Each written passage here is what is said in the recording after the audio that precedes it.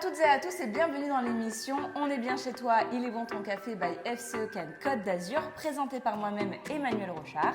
Et aujourd'hui, on est reçu chez Marion Land. Bonjour Marion. Bonjour Emmanuel. Alors, je vous rappelle le concept très simple de l'émission. Je vais passer un petit moment entre filles avec Marion. J'ai quelques questions pour elle à lui poser, perso, pro, ses challenges, etc. Surtout vous, n'hésitez pas à rebondir en commentaire si vous avez d'autres questions, si vous voulez en savoir plus sur Marion, et on se fera un plaisir d'y répondre. Vous pouvez retrouver les épisodes sur YouTube et sur nos réseaux sociaux FCE Cannes Côte d'Azur. On est parti ? On est parti. Allez, super. Jingle.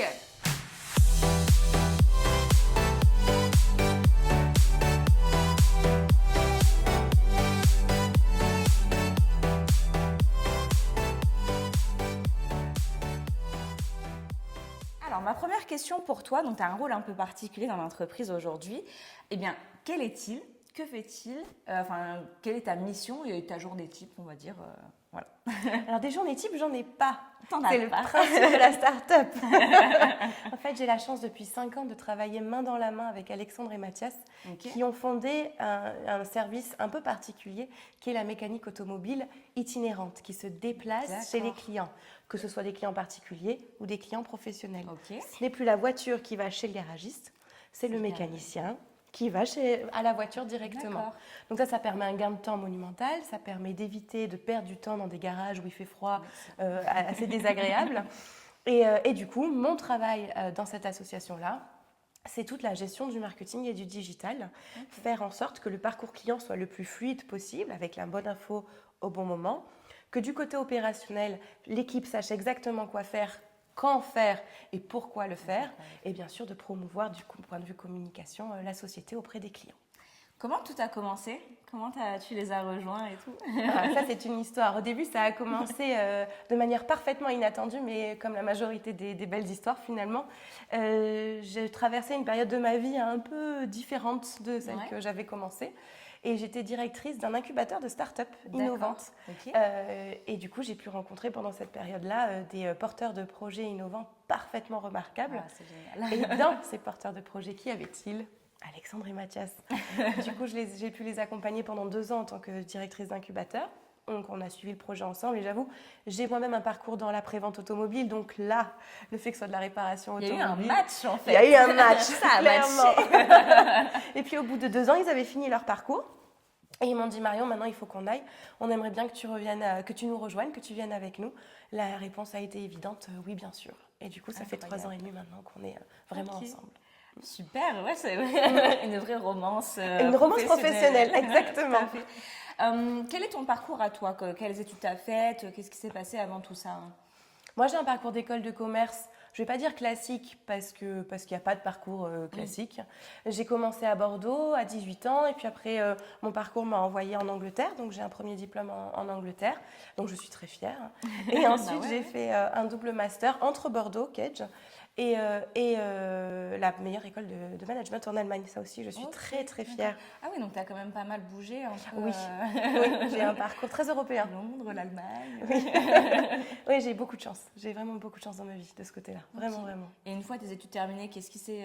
Je voulais travailler dans la prévente automobile, ça c'était sûr, parce que mon diplôme en Allemagne était justement sur le management d'une marque automobile. Moi, c'était pas trop le véhicule neuf déjà à la base. C'était vraiment la prévente. Et donc, j'ai cherché, mais ça a été très, très compliqué de trouver un emploi, ou en tout cas un stage déjà de fin d'études dans ce milieu-là. Et là, première romance professionnelle, comme tu as appelé ça tout à l'heure, avec Ford France, le directeur marketing de la prévente, qui m'a donné ma chance pour 6 mois, qui m'a ensuite donné mon premier job. Et je négociais tous les pneumatiques et les lubrifiants pour toute la France. Donc c'était une autre vision du marketing que je me faisais finalement, la chefferie de produits. Mais ça a été une première étape. Et puis après... J'étais en couple avec mon désormais mari, ça faisait quelques temps. Et du coup, on a décidé de se rapprocher. Donc, je suis revenue dans la région. Je suis originaire d'ici, mais je suis revenue. Et là, j'ai monté ma première société, Marion Land, une agence en e-réputation. Et puis après, j'ai revendu le portefeuille. J'ai refait 2-3 autres expériences. Avec mon papa, on a acquis une marque de buggy, de véhicules neufs. On s'est bien amusé avec ça, toujours l'automobile. Et puis ensuite, j'ai eu une opportunité que je ne me sentais pas de refuser, qui a été extrêmement formatrice. Fatigante, soit disons les mots tels qu'elles sont, voilà. Mais extrêmement formatrice, ça a été de prendre une chaîne de retail française et d'aller l'installer dans toute l'Europe de l'Est. D'accord. Donc là, ça a été un gros challenge parce qu'il a fallu apprendre le polonais en l'occurrence en 3 mois, manager une équipe de 24 personnes, s'adapter à tous les critères de la Pologne, tout ça. Donc ça a été quelque chose. Mais oui, je ne sais pas si je referais tout pareil, mais si l'expérience se représentait à moi, je pense que je redirais oui sans hésitation. D'accord. Et puis après, je travaille à cette période-là un peu différente où je ne sais pas trop quoi faire. Je rentre à la Chambre des métiers un peu parce qu'on ne sait pas trop pourquoi, en tant que chargée de développement économique. Là aussi, je fais des rencontres remarquables. Je crois que je ne remercierai jamais assez mes collègues de l'époque, sincèrement. Et puis la direction de l'incubateur, Ego Mécano. Waouh. Voilà. Donc effectivement, il s'est passé plein de choses. Oui. Quel était ton rêve de petite fille? Tu vas rire. Tu vas vraiment rire. Vas-y, dis-moi, on a trop hâte. Être caissière. C'est vrai? Oui, je voulais être caissière. Comme quoi? Comme quoi. Et du coup, quand j'étais à 21h en train de compter ma caisse dans les magasins en Pologne, mon papa est passé me voir à un moment donné et puis il m'a regardé les yeux pleins d'amour d'un papa, tu sais. Et puis il me dit, t'es à ta place là, alors que je venais de me faire une journée de 13 ou 14 heures avec les clients, enfin tout comme il faut dans un magasin. Et j'étais en train de faire ma caisse, là, à compter mes pièces. Et je dis, mais qu'est-ce qu'il fait? Et je me dis, mais en fait, oui. Finalement, j'ai atteint mon rêve, je suis caissière. Oh, c'est dingue. Au moins, c'est un rêve qui est accessible et qui peut... Est-ce que ça ressemblait à ce que tu avais imaginé petite fille ou pas? Non, mais j'avais quand même dit à l'époque que je voulais travailler le dimanche. Donc ça, j'avais coché la case, tu vois. Et tout ça, c'est vrai. C'est le côté marketing, en fait. On te vend le rôle de la caissière quand t'es petite fille, trop mignon, tu passes tes petits trucs, ça fait bip, bip, bip, c'est sympa, etc. Après, dans la réalité, tu prends un peu moins de fun, mais bon. Non, mais je pense qu'en fait, c'était vraiment le côté commerce, finalement, tu vois. Et pour moi, caissière, c'était, quand on allait dans les supermarchés, c'était la seule personne à qui tu parlais. Oui, c'est vrai. Tu vois, inconsciemment. Et ou même les commerçants maintenant, les artisans, enfin, à chaque fois, je les regarde. Je dis, mais vous faites un métier, mais... J'imagine avec plein de boutons, plein mais oui, d'images. Mais t'imagines, à l'époque, quand on a 5, 6, 7 ans, c'est magique. Non, mais c'est vrai. Je vois très bien le marketing qu'il y a derrière. Et on est d'accord que ça fonctionne. Hein. Ah ben moi, bingo. Donc, je peux quand même dire qu'à 30 ans, j'ai atteint mon objectif. Et, et ça, j'en suis très fière.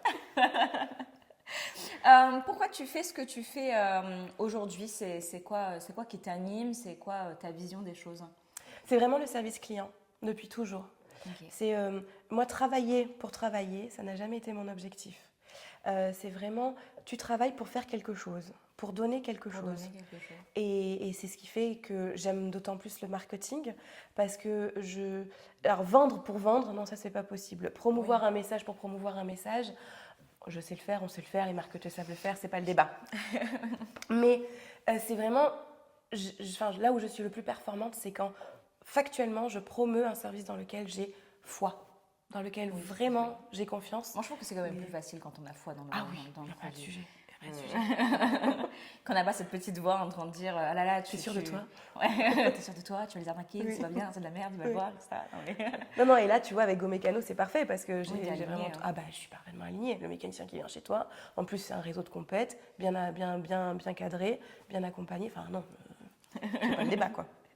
Qu'est-ce qui te rend le plus fière? C'est quoi ta plus grande réussite aujourd'hui si tu prends un peu de recul? De rebondir, d'avoir rebondi. C'est vrai, ouais. Nombre de fois, de trucs différents. Parce que là, on le dit, on a le sourire, on est entre nous, on a un café, c'est agréable. Mais tu t'en doutes bien, il y a eu des étapes qui n'ont pas été très faciles à vivre. La première, quitter Paris pour venir ici, monter la première fois à Marie-Hollande, ça paraît simple comme ça. Mais c'est un vrai challenge, une vraie prise de conscience de soi, de comment on veut travailler, de qu'est-ce qu'on veut donner, des doutes. C'est vraiment quelque chose. Et puis après, entre la Pologne et la Chambre des métiers, là, j'ai de nouveau eu une période vraiment pas agréable, mais vraiment pas. D'ailleurs, mon mari a été d'un soutien monumental à ce sujet. C'est de dire, ok, t'as passé cette étape, maintenant avance. Et aussi d'avoir réalisé que, sans prétention aucune, je pense être une jeune femme intelligente. Je pense qu'on est toutes des femmes intelligentes et que quand on fait un choix à un moment donné, c'est qu'on a toutes les cartes à l'instant T et qu'on fait le bon choix. C'est peut-être pas le bon après, peut-être qu'il aurait fallu en faire un autre, mais à l'instant T, quand on a les cartes, l'analyse qu'on fait est correcte et c'est du coup l'apprentissage de ne pas regretter ce que tu as choisi pas regretter de la direction que tu as prise. Et de savoir prendre des décisions, c'est le propre de l'entrepreneuriat aussi, de prendre des décisions rapides, massives, impactantes et avec tout ce que ça inclut tout à fait. aussi. Tout à fait. Quelle a été ta plus grande sortie de zone de confort? Vraiment challengé. La Pologne, mais clairement. Apprendre le polonais en 3 mois. Ah ouais, non, Première réunion de chantier 3 mois et demi après. Je me souviens, j'avais les... En plus, en Pologne, c'est vraiment une société matriarcale. Et du coup, la femme est là. Vraiment. Mais du coup, c'est... Alors, je suis très fière, bien sûr, très flattée. Mais c'est quelque chose à vivre, vraiment. Et du coup, quand les artisans, les chefs de chantier viennent te voir et t'appellent szefowa, chef en polonais, ben, c'est impressionnant. Et c'est surtout qu'ils attendent que tu donnes des consignes, des réponses. Mais déjà, des chantiers en l'état. C'était pas mon métier. Comprendre le problème en polonais, c'était un autre sujet. Et c'était vraiment apprendre à faire le premier magasin, à recruter les bonnes personnes. 24 personnes quand même. Culturellement, c'est pas la même façon de fonctionner, etc. Donc il faut s'adapter, la langue, enfin voilà, il y a beaucoup de choses. Beaucoup de choses. Ouais. ça a été mon plus... Alors il y en a eu d'autres, débarquer en Angleterre à 19 ans pour commencer la vie là-bas, ça c'en est un autre. Puis après, il y a eu l'arrivée de mon fils aîné à avoir une carrière stable et épanouissante et avoir un enfant qui grandit dans de bonnes conditions, stable et épanouissant. C'est des côtés, oui. Il y en a des challenges. D'ailleurs, ça me permet de rebondir sur ta vie de famille.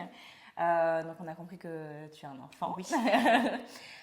Comment tu gères, comment tu as géré, surtout au début, donc ta vie de famille et ta vie professionnelle? Comment tu fais encore aujourd'hui? C'est quoi le grand conseil que tu donnerais aux autres femmes dans la même situation Avec la vie que j'ai eue, je ne pensais pas que l'arrivée de mon enfant... Déjà, je ne pensais pas qu'il serait aussi jeune, alors que j'étais déjà un peu vieille. Et je ne pensais pas non plus que je serais à ce stade-là, salariée d'un incubateur d'école d'ingénieurs, donc assimilée fonctionnaire.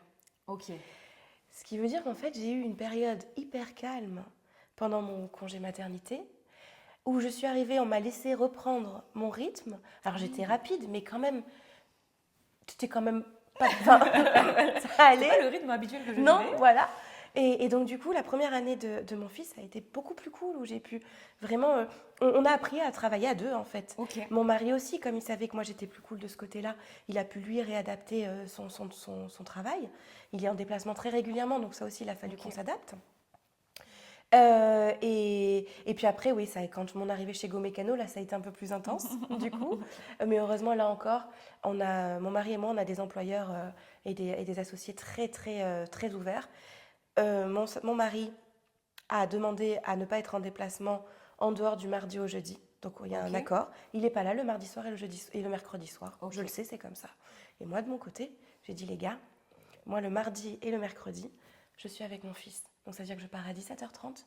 Je ne veux pas de commentaires, t'as pris ton après-midi. Je ne veux pas de réunion improvisée à 18h en me disant, Marion, tu ne peux pas être là. Non, le mardi et le mercredi, je suis avec mon fils. Et après, je recommence.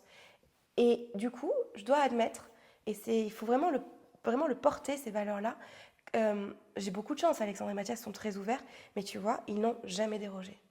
Non, jamais. Aussi. Mais tu as su aussi exprimer ce que tu avais besoin et ce que tu voulais. Et du coup, ils se sont aussi adaptés, ils ont répondu présent. Après, je te fais une confidence, ils sont rigolos. Parce que je pense qu'ils mettent des programmateurs sur leurs messages et sur leurs emails. Eux, ils continuent de travailler. Mais j'ai dit que je couchais mon fils vers 20h, entre 19h30 et 20h. Ils ont retenu. Et à 20h, tous les mardis et les mercredis, ça sonne dans tous les sens sur mon téléphone. Mais je n'ai rien. Je suis avec mon fils. Donc ça a été le deal. L'employeur de mon mari a été ouvert. Alexandre et Mathias ont été ouverts. Ça, c'est le pilier. Vraiment le pilier. Après, et une organisation qui te permet d'avoir une certaine routine cadrée pour savoir quoi faire, etc. Et puis, tu as eu un an pour... vous avez eu un an pour vous adapter aussi. Exactement. Donc, moins le stress de rush, de machin, etc. Donc, ça, c'est cool. Mais aussi. C'est du challenge, les filles. Et il faut qu'on se soutienne, nous, là-dedans, parce que c'est quelque chose. Mais moi, je trouve ça très jugeant, en fait, quand on est une femme. Et moi, je l'entends depuis très jeune. De se dire tu travailles toujours ou tu veux faire une carrière ou tu te mets pas à 80%. Ouais, voilà, non en fait je suis une femme épanouie Oui. dans ma vie personnelle et professionnelle. Et j'aime mon enfant et j'ai envie d'avoir une vie de famille, mais j'ai pas envie de choisir entre les deux. Et c'est quelque chose qui revient. Qui revient de plus en plus, mais il y a une réalité. Je pense qu'il faut pas qu'on mente aux nouvelles générations. C'est pas Instagram. Non, c'est sûr. C'est du sport. C'est du sport, c'est de l'organisation, mais c'est entièrement faisable. Il y en a exactement. Plein qui le font, etc. Et de déculpabiliser quand on le fait aussi, quoi. Donc c'est pour ça. Et puis je pense que de se dire, bah voilà, on est active et tout, ça montre l'exemple aussi pour nos enfants. De dire, je fais quelque chose qui me plaît et tout. En fait, c'est pas la même chose aussi que d'aller au travail en traînant des pieds. Non. Quand on est passionné par ce qu'on fait, ça permet d'être épanoui aussi. Et ça contribue aussi à l'épanouissement de nos enfants, quoi. Et c'est plus facile. Oui, je pense. Tu vois. Et mon fils, il s'est jamais dit, papa et maman, ils travaillent. Non, oui. Ah, ok, tu vas travailler. À ce soir, maman, bon travail. Bah, ce soir, mon chéri, bon travail. Non, mais c'est ça, c'est notre vision des choses aussi. Oui, tout à fait. Tu as une autre famille maintenant, qui est la famille des FCE de Cannes Côte d'Azur. Donc, tu nous as rejoints récemment. Oui. Pourquoi tu nous as rejoints? Qu'est-ce que tu cherchais? En fait, je cherchais un groupe auquel je m'identifie. Quand j'ai fait ma première société, je faisais partie de groupes professionnels. Alors c'était très bien, enfin, c'est parfait. Il en faut ces groupes-là, puis ça permet aussi de stimuler son propre développement commercial. Mais je n'avais pas trouvé encore des personnes remarquables. Je me suis fait désormais des amis de cette période-là. D'ailleurs, des amis Déjà, il y avait les femmes dedans, déjà, où on se soutient. Et c'était vraiment ça que je recherchais. C'est entre nanas, pardon pour le terme, entre nanas, c'est comment on peut se soutenir et se donner les bons conseils. Parce qu'on l'a dit, c'est pas toujours facile. C'est pas non plus la croix et la bannière, mais c'est pas toujours facile.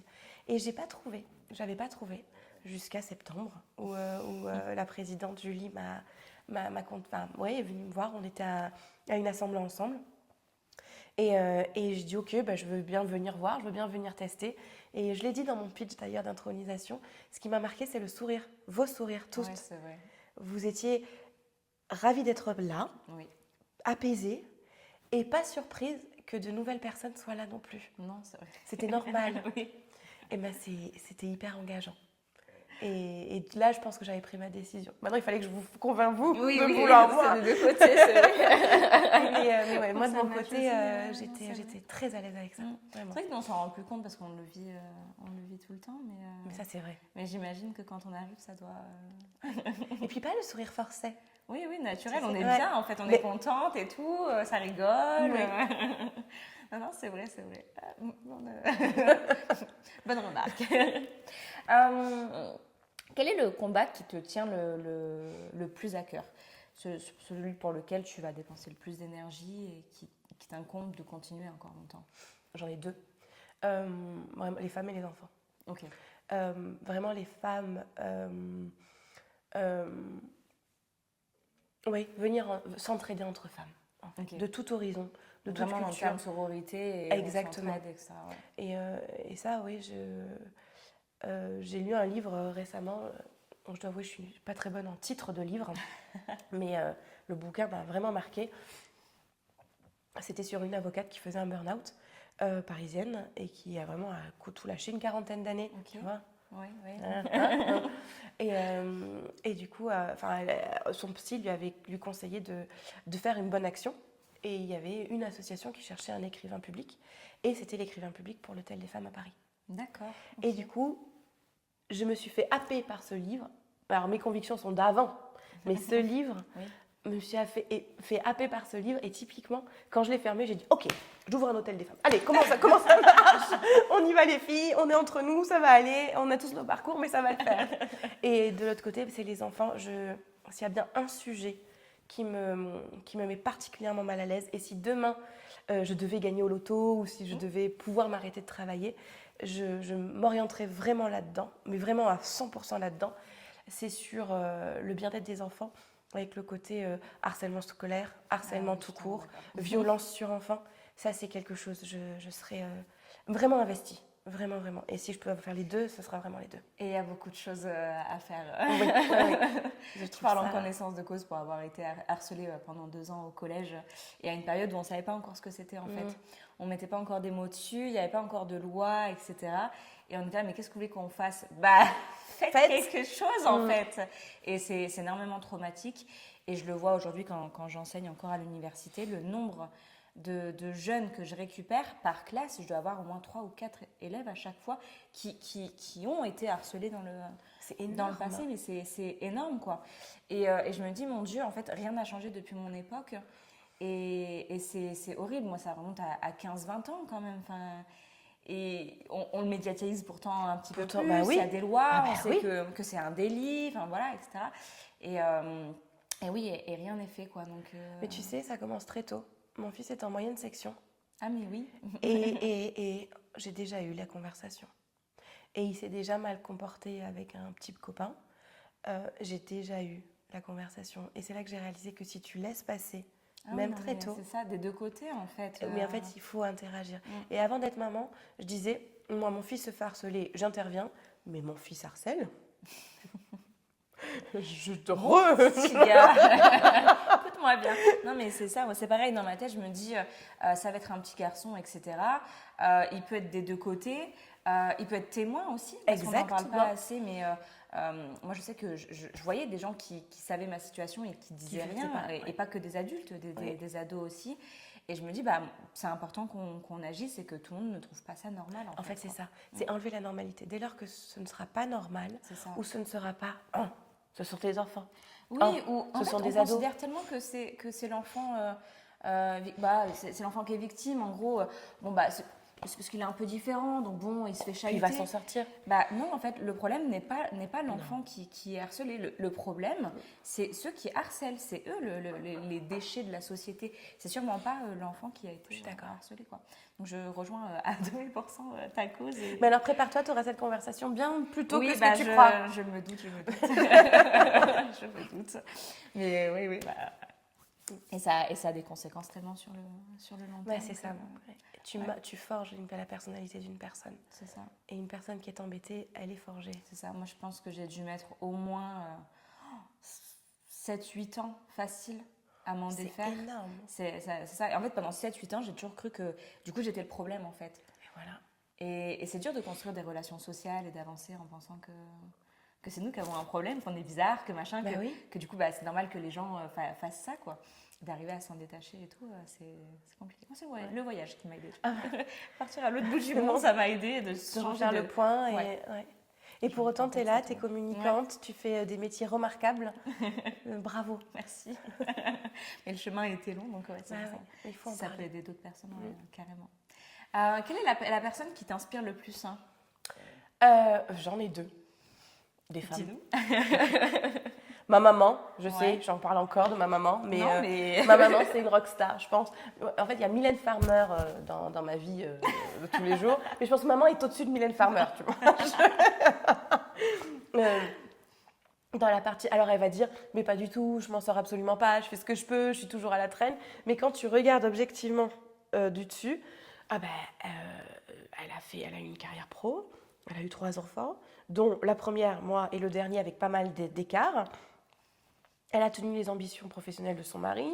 Elle a fait qu'on soit tous les 3 pas trop mal. On s'en sort plutôt bien, enfin je pense. Elle est là. Elle assure encore avec la nouvelle génération. Elle est toujours dans de nouveaux projets. Elle est hyper active. Elle tient la baraque, quoi. Et c'est... Ouais, je la trouve à un certain niveau, vraiment. Non, mais ça... en fait, c'est inspirant aussi, du coup, d'avoir grandi dans ce contexte-là, d'avoir une figure... Puis en caractère, tu sais. Non, c'est non. Ok, d'accord. Okay. Et une autre, c'est Christine Lagarde. Ok. Moi, cette dame, je ne l'ai pourtant jamais rencontrée au demeurant, mais cette dame, ce qu'elle reflète, ce qu'elle joue comme enjeu, la manière aussi dont elle parle, la manière dont elle fait passer les messages, la manière qu'elle a de gérer et de dire ok, tu me proposes ça, d'accord, j'y vais. Oui. En tout cas, ça paraît ça. Je pense que c'est pas tout à fait ça de l'autre côté, mais ouais, je pense que, pour moi, c'est un exemple féminin assez remarquable. Assez remarquable. Ouais. Ok. J'aime bien les figures féminines aussi. Je cherche dedans. Donc, on arrive à la dernière question. Je vais revenir sur la question que j'ai beaucoup posée aux filles, qui est un peu farfelue, d'accord? C'est vrai qu'on a beaucoup parlé du passé, comment t'es arrivée aujourd'hui. Je voudrais qu'on aille très très loin. Et je vais te poser la fameuse question liée à l'enterrement. Ah oui. Ouais. Alors, joyeux, d'accord? Oui, voilà, bien sûr. Donc, fin de ta vie, vie splendide. J'espère. Tu as accompli tous tes objectifs, tu as eu la vie que tu voulais. C'est la fin d'un beau livre. Okay, d'accord? Très bien. On arrive à la fin, etc. Et ce jour-là, tu peux assister à ton propre enterrement. Et donc, tu peux entendre ce que vont dire tes proches. Hein. Donc, chaque proche participe. Normalement, les parents ne sont plus là, donc plutôt les enfants, conjoints, cousins, cousines, collègues d'assaut, collègues de boulot, amis. Ma question, c'est, selon toi, qu'est-ce que tu penses que tes proches diraient de toi ce jour-là, ou qu'est-ce que tu aimerais qu'ils disent de toi ce jour-là? On va plus partir sur qu'est-ce que j'aimerais. Là où je pense que du coup le beau livre sera vraiment fini. C'est ça.